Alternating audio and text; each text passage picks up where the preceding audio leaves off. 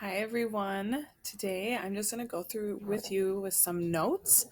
We kind of ended here with the Enlightenment period and those five thinkers.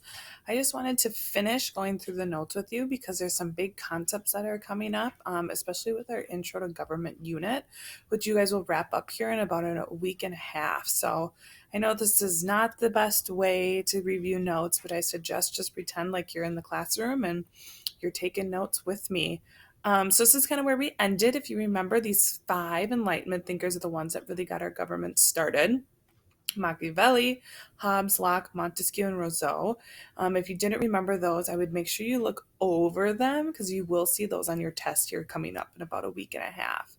We're going to scroll down here past your assignment. These documents here that are next, the British documents, all these documents help form our government, and actually that is what your review assignment was that you were supposed to do for the first assignment this week coming back. So I'm just going to pass those. Just know that they're in your notes. Keep going, keep going, keep going. And we're going to land right here. So the Articles of the Confederation, if you guys remember from that movie that we watched, the Articles of Confederation was our very first form of a constitution. If you see here, it was formed in 1777, but it only lasted to 89. And that is because the Articles of Confederation was, long story short, it wasn't good. And they decided to throw it out when they all got together. Some of the main reasons was there's no taxes. So how on earth can a country make any money if there's no taxes? The other problem, there is no central authority, money, or courts.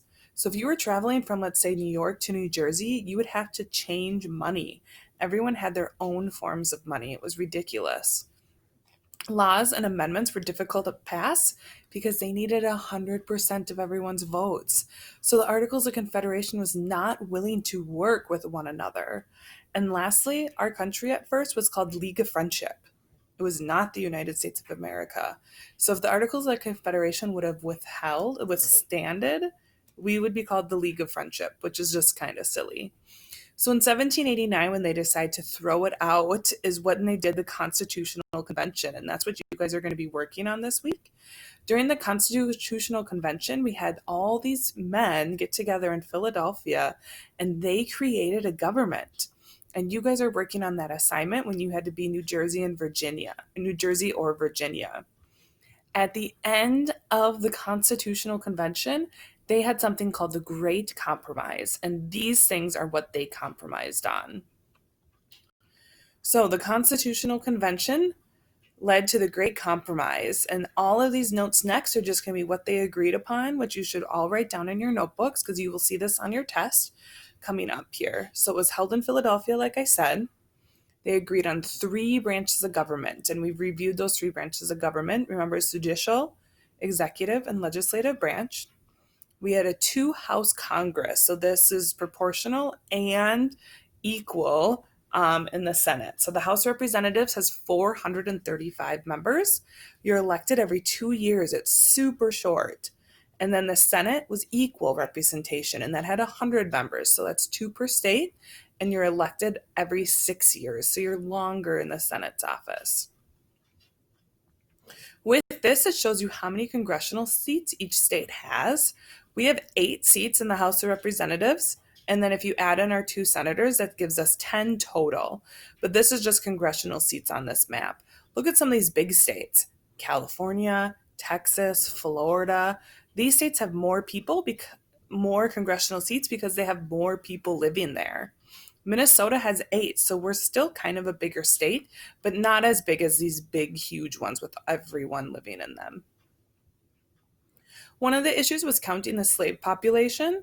The North didn't want to count the slaves to representation because they didn't have many slaves in the North. The South obviously said they wanted to count them. So in the end, what they did, and I'm sure you guys have remembered this from other social studies classes, was called the Three-Fifths Compromise. What this did was the slaves counted as 3/5 of a person for both taxing and representation of the state.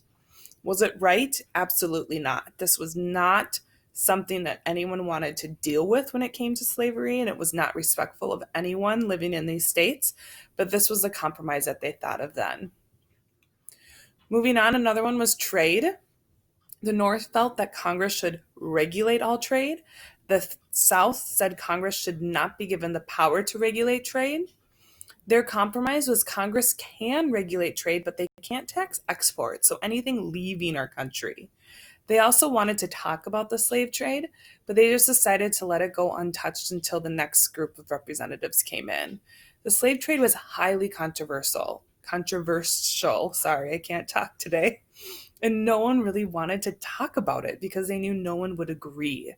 So it's kind of sad that they didn't even want to talk about it and made it wait till 1808. It was already going on for way too long.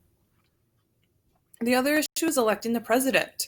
How do we get the small states involved in electing the president when they don't have many congressional seats? So what their plan was to do the Electoral College. The Electoral College is extremely important, and a lot of people don't even know it exists. And I'll actually link up a short video even to help you explain the Electoral College. The Electoral College involves our congressional seats and our 2 senators. So as our state, we have 10 electoral votes. Whoever wins our popular vote in our state gets all of our electoral votes.